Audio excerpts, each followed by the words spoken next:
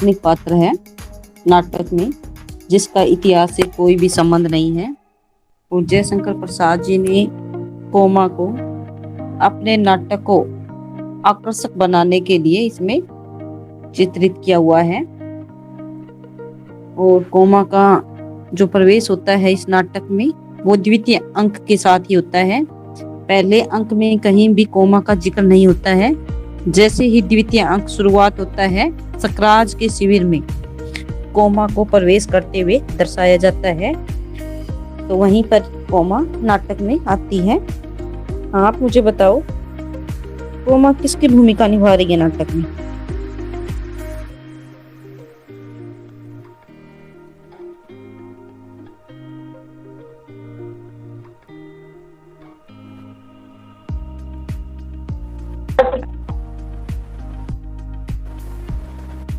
हाँ, होने वाली पत्नी या प्रेमिका की भूमिका निभा रही है।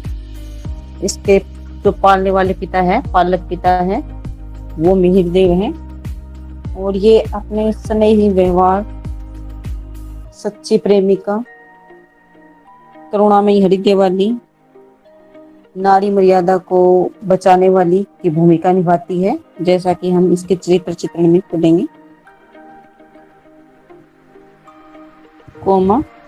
कोमा का आगमन नाटक के द्वितीय अंक में होता है।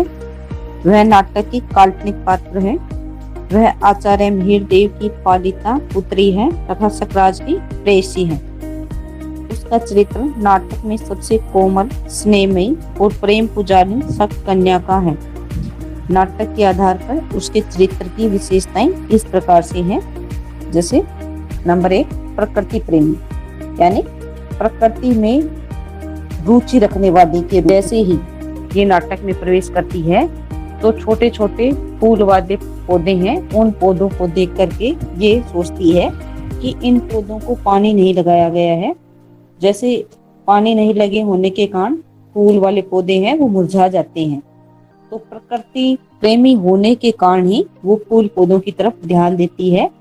और दूसरा, जब उसके पालक पिता मिहिर देव उसको लताओं में, पहाड़ों में, झरनों की छाया में ले जाकर रखने की सलाह देते हैं, तो वो उनके साथ जाने के लिए भी तैयार हो जाती है।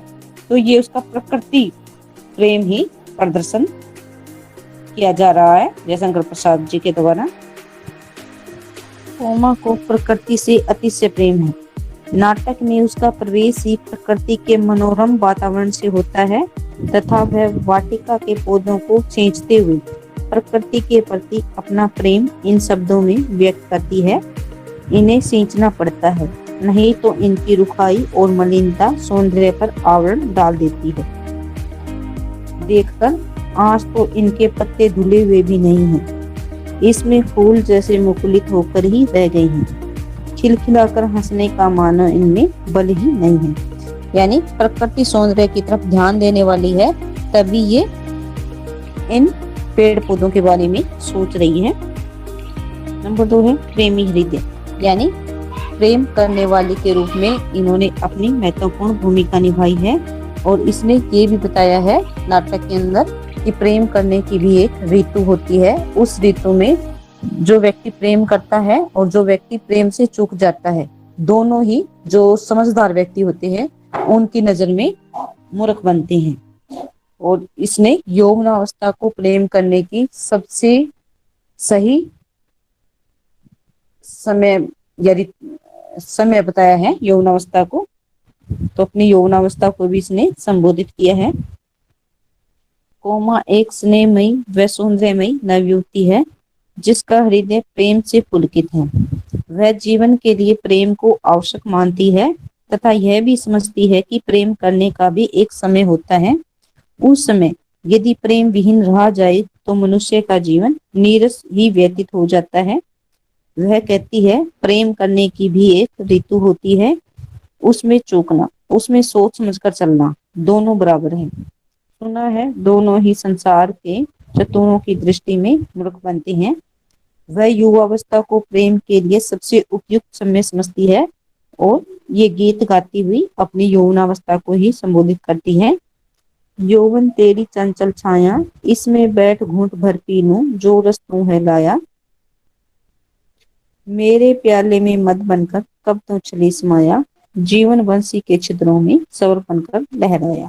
यानी यौवनावस्था के दौरान जो एक चंचलता शरीर में आती है, उस चंचलता को संबोधित करती हुई कहती है कि इस दौरान जो चंचलता या जो अमृत रूपी रस जीवन में आ गया है, उस अमृत रूपी रस को मैं बैठ करके पी लेना चाहती हूँ, यानी उसका आनंद उठाना चाहती हूँ। और उसी यौवनावस्था को वो संबोधित करती हुई कहती है कि मेरे शरीर रूपी प्याले के अंदर तू नशा बन करके छलिया की भांति किस प्रकार से समाहित हो गया है, और मेरी जीवन रूपी बांसुरी के अंदर तू एक मधुर संगीत की लहरी बन करके छा गया है। यानी इस प्रकार से वो एक प्रेम करने वाली युवती के रूप में या प्रेमी हृदय से परिपूर्ण युवती की भांति दिखाई देती है। अगला है सच्ची प्रेमिका, यानी जो प्रेमी हृदय होता है वो ही सच्चा प्रेमी या प्रेमिका हो सकता है। तो इसमें कोमा ने एक सच्ची प्रेमिका की भूमिका भी निभाई है। जैसे सकराज के अंदर बहुत सारे अवगुण हैं, वो उसके सारे अवगुणों को दूर करके उसको सही रास्ते पर चलाने की कोशिश कर रही है, और वो उससे इतना लगाव रखती है कि वो उसको अपमानित कर देता है। अपमानित होने के बावजूद भी जब उसकी हत्या हो जाती है चंद्रगुप्त के द्वारा, तो वो उसका शव, यानी उसके शव की दुर्गति ना हो, उस दुर्गति से बचाने के लिए अपने प्रेमी के शव को मांगने के लिए महारानी के पास जाती है और शव को प्राप्त कर लेती है। तो ये उसका सच्ची प्रेमिका का ही परिचय है। कोमा सकरात से प्रेम करती है, उसका प्रेम सच्चा तथा निस्वार्थ है। जब सकराज उससे उसके अनुभूतिमय होने का कारण पूछता है तो वह कहती है, राजा, तुम्हारी स्नेह सूचनाओं की सहज प्रसन्नता और मधुर आलापों ने जिस दिन जीवन के नीरस और नीरव शून्य में संगीत की, वसंत की और मकरंद की सृष्टि की थी, उसी दिन से मैं अनुभूतिमय बन गई हूँ। यानी वो सच्ची प्रेमिका का परिचय देती हुई कहती है कि जब से मुझे तुम्हारे स्नेह का, यानी तुम मुझसे प्रेम करते हो, इन बातों का पता चला है, और मेरे शांत और नीरस जीवन में आकर के एक संगीत की सी अनुभूति जिस दिन मुझे महसूस हुई है, या फूलों के मकरंद जैसा मिठास मुझे महसूस हुआ है, उसी दिन से मैं प्रेम को महसूस करने वाली हो गई हूँ। हालांकि सकराज से प्रेम में धोखा खाने पर वह उससे कहती है कि वह उससे प्रेम नहीं करती, परंतु जब चंद्रगुप्त के हाथों सकराज मारा जाता है तो वह अपने सच्चे प्रेम के कारण शत्रु द्रुपदी से उसके शव को बचाने के लिए ध्रुव स्वामिनी के पास उसका शव मांगने आती है। ध्रुव स्वामिनी के मना करने पर वह कहती है, सबके जीवन में एक बार प्रेम की दीपावली चलती है, जली होगी अवश्य। तुम्हारे भी जीवन में वह आलोक महोत्सव आया होगा जिसमें हृदय हृदय को पहचानने का प्रयत्न करता है, उदार बनता है और सर्वस्व दान करने का उत्साह रखता है। मुझे सकराज का शव चाहिए। यानी सच्ची प्रेमिका होने के कारण ही वो महारानी के सामने ऐसी बातें बोल देती है कि प्रेम के कारण मुझे किस प्रकार का दुख या दर्द महसूस करना पड़ रहा है, वो आप ही समझ सकती हो। यानी मैं अपना सर्वस्व न्यौछावर करने के लिए भी अब भी तैयार हूँ, और वो सकराज का शव प्राप्त कर लेती हूँ। अगला है दार्शनिक और तार्किक, यानी दार्शनिक किसी बातें करने वाली, और तर्क से यानी बुद्धि या अपने उससे जो भी प्रश्न पूछे जाते हैं उन प्रश्नों का तर्क के साथ उत्तर देने वाली के रूप में भी वो नाटक में दिखाई गई है। जैसे इसने दार्शनिक की सी भूमिका निभाते हुए कहा है कि संसार में बहुत सी बातें ऐसी होती है जो अच्छी होते हुए भी अच्छी नहीं लगती है, और बहुत सी बातें ऐसी होती है जो बुरी होते हुए भी अच्छी मालूम पड़ती है। यानी वो ये कह देती है कि तुम दूसरे राजा पर अधिकार जमाने तो जा रहे हो, लेकिन उसकी पत्नी को प्राप्त करके तुम जो अनर्थ करने जा रहे हो वो अच्छा होते हुए भी बुरा है। और दूसरा वो सकराज को समझाने की कोशिश करती है अपनी तार्किक बुद्धि से, अपने दार्शनिक विचारों से, कि जीवन और मृत्यु का जो प्रश्न है, यानी मनुष्य जब अपनी इच्छाएं बढ़ा लेता है तभी वो इच्छाओं रूपी जाल के अंदर फंसता है। यदि अपनी इच्छाओं को सीमित कर ले, अपनी इच्छाओं पर नियंत्रण कर ले, तो मनुष्य किसी भी समस्या के अंदर फंसता ही नहीं है। और दूसरा उसने ये भी कहा है कि यदि कोई शक्तिशाली व्यक्ति होता है और उस शक्तिशाली व्यक्ति के सामने हम विनीत बन जाते हैं तो हम किसी भी व्यक्ति का हृदय जीतने में समर्थ सिद्ध हो सकते हैं। तो ये बातें वो अपनी दार्शनिक विचारधारा का परिचय देती हुई सकरात से कहती हैं। कोमा एक चतुर दार्शनिक तथा तर्कशील युवती है। वह अपने इन्हीं गुणों के कारण न केवल नपे तुले शब्दों में उत्तर देती है, अपितु सुनने वाले को लाजवाब भी कर देती है। संधि प्रस्ताव के उत्तर की प्रतीक्षा में जब सकराज उससे कहता है कि उसके सामने जीवन मरण का प्रश्न है, तो वह बड़े दार्शनिक अंदाज में उससे कहती है, प्रश्न स्वयं किसी के सामने नहीं आती। मैं तो समझती हूँ कि मनुष्य उन्हें जीवन के लिए उपयोगी समझता है। मकड़ी की तरह लटकने के लिए अपने आप ही वह जाल बुनता है। जीवन का प्राथमिक प्रसन्न उल्लास मनुष्य के भविष्य में मंगल और सौभाग्य को आमंत्रित करता है। उससे उदासीन न होना चाहिए महाराज। इसी प्रकार वह सकराज की अन्य बातों का उत्तर भी बड़ी चतुरता और तर्क के साथ देती है। जब सकराज उससे पूछता है कि क्या नई रानी का आना उसे अच्छा नहीं लगा, तो निर्विकार भाव से वह कहती है, संसार में बहुत सी बातें अच्छी बिना अच्छी हुए भी अच्छी लगती है और बहुत सी अच्छी बातें भी बुरी मालूम पड़ती है।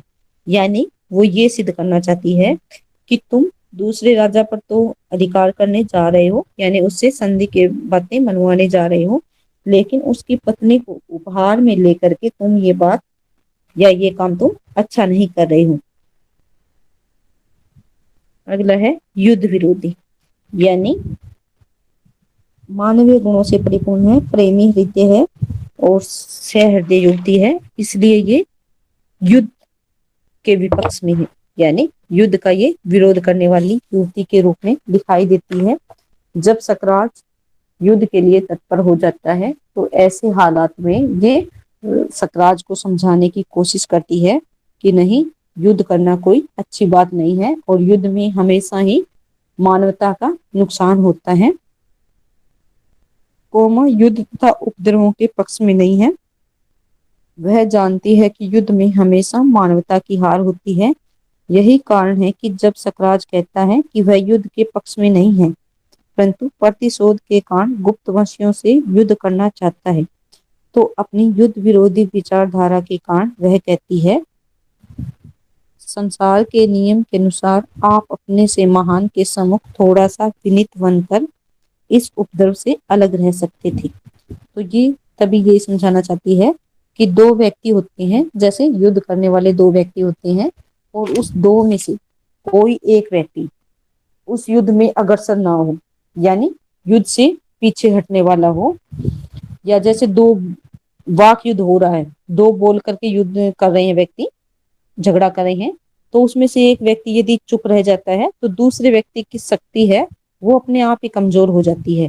वो सोचता है कि मेरी बातों का ये उत्तर ही नहीं दे रहा है, तो वो भी अपने आप चुप हो जाता है। तो इस प्रकार की बातें वो समझा करके युद्ध विरोधी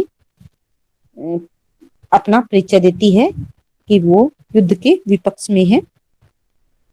अगला है वीरता व दृढ़ता की पुजारी, यानी कोमा एक वीर युवती के रूप में भी दिखाई देती है। यानी सकराज उसको अपमानित कर रहा है, वो सकराज वहां का राजा है और वो उसकी प्रेसी है, लेकिन फिर भी उसको डर नहीं लगता है। वो अपने वीर भावना के कारण उसको समझाने की कोशिश करती है कि युद्ध करना कोई अच्छी बात नहीं है, और अपनी दृढ़ता का परिचय देती हुई वो कहती है कि दृढ़, यानी तुम क्या बोलते हो, दृढ़ता के लिए उसके लिए जैसे उसे एक दृढ़ निश्चय वाले व्यक्ति की चाहत होती है, और जब उसको ये पता चलता है कि सकराज अपनी दृढ़ता से हट चुका है, यानी अडिग नहीं रहा है, तो इन इस बातों का उसको बहुत बुरा लगता है, और वो उसको बता देती है कि मैं तुम्हारी जो कलुष से भरी हुई मूर्ति है इससे परिचित नहीं थी। जब से मुझे आपके इन बुराइयों से परिपूर्ण मूर्ति का पता चला है, व्यवहार का पता चला है, तो मैं तुमसे प्रेम नहीं करती हूँ। ऐसी बातें वो अपनी वीरता के कारण ही सकराज से बोल पाती है। कोमा युद्ध विरोधी होते हुए भी एक ऐसे पुरुष को अपने जीवन साथी के रूप में देखना चाहती है जिसका हृदय अपने पौरुष की उष्मा से दीप्त हो। कायर, भीरू व आशंकाग्रस्त व्यक्ति को वह अपना प्रेमी कहने में लज्जा अनुभव करती है। यही कारण है कि जब सकराज अमंगल की आशंका से उसके सामने अपना भय प्रदर्शित करता है, तो वह कहती है, मैं तो द्रव से दीप्त तुम्हारी महत्वमयी पुरुष मूर्ति की पुजारिन थी, जिसमें पृथ्वी पर अपने पैरों से खड़ा रहने की दृढ़ता थी। इस स्वार्थ कलुष से भरी मलिन मूर्ति से मेरा परिचय नहीं। अपने तेज की अग्नि में जो सब कुछ भस्म कर सकता हो, उस दृढ़ता का आकाश के नक्शर कुछ बना बिगाड़ नहीं सकती। तुम आशंका मात्र से दुर्बल, कंपित और भयभीत हो। यानी वो उसको दृढ़ इच्छा से परिपूर्ण बनाना चाहती है, तो खुद दृढ़ता से परिपूर्ण है, तभी वो दूसरे व्यक्ति को यानी सकराज को दृढ़ता से परिपूर्ण जीवन जीने की प्रेरणा देती है। अगला है नारी मर्यादा की रक्षक, यानी नारी की मर्यादा बचाने का ये भरसक प्रयास करती है। जैसे उसका प्रेमी ध्रुव स्वामिनी को अपने राज्य में लेकर के या उपहार के रूप में मांगता है, तो इन बातों का उसको बहुत बुरा लगता है। और वैसे भी मान लिया जाता है कि सौतन किसी भी युवती को अच्छी नहीं लगती है, किसी भी नारी को। तो ये सकराज की प्रेसी है, और प्रेसी होने के नाते वो अपना पूर्ण अधिकार सकराज पे बनाए रखना चाहती है। तो ध्रुव स्वामिनी का आना उसको वैसे भी अच्छा नहीं लगता है, और दूसरा वो नारी की मर्यादा बचाने के लिए भरसक प्रयास करने वाली है। तो वो सकराज को कहती है कि तुम जो काम करने जा रहे हो, यानी एक नारी को उसके पति से अलग करवाने जा रहे हो, इसका बहुत ही बुरा परिणाम होने वाला है। तो नारी की मर्यादा बचाने के लिए वो इस प्रकार के तर्क सकराज के सामने पेश करती है। अपने तमाम मानवीय गुणों के साथ कोमा नारी मर्यादा की रक्षक भी है। उसे यह बात बिल्कुल पसंद नहीं कि सकराज अपने प्रतिशोध की आग को ठंडा करने के लिए ध्रुव स्वामिनी के स्त्रीत्व को भंग करे, उसे अपनी विलास सहचरी बनाई। पहले वह सकराज को समझाती है, मेरे राजा, आज तुम एक स्त्री को अपने पति से विच्छिन्न कराकर अपने गर्व की तृप्ति के लिए कैसा अनर्थ कर रही हो। परंतु जब वह इस कार्य को अपना राजनीतिक प्रतिशोध कहता है, तो वह दृढ़ता से उसे कहती है, किंतु राजनीति का प्रतिशोध क्या एक नारी को कुचले बिना नहीं हो सकता। इस प्रकार हम देखते हैं कि कोमा का चरित्र ऐसी सच्ची प्रेमी, हृदय प्रेमिका का है, जो हर संभव प्रयास करके अपने प्रेमी को कुमार्ग से बचाने की कोशिश करती है। परंतु जब वह नहीं मानता और मृत्यु को प्राप्त होता है, तब भी वह अपनी मानवीयता का परिचय देते हुए उसके शव को दुर्गति से बचाने के लिए तथा उसका अंतिम संस्कार करने के लिए शत्रु रानी से मांगकर ले आती है। और विडंबना यह है कि इस मानवीय चरित्र की रामगुप्त द्वारा अमानवीय तरीके से हत्या करवा दी जाती है। यानी ये मानवीय गुणों से परिपूर्ण है, लेकिन इसके गुणों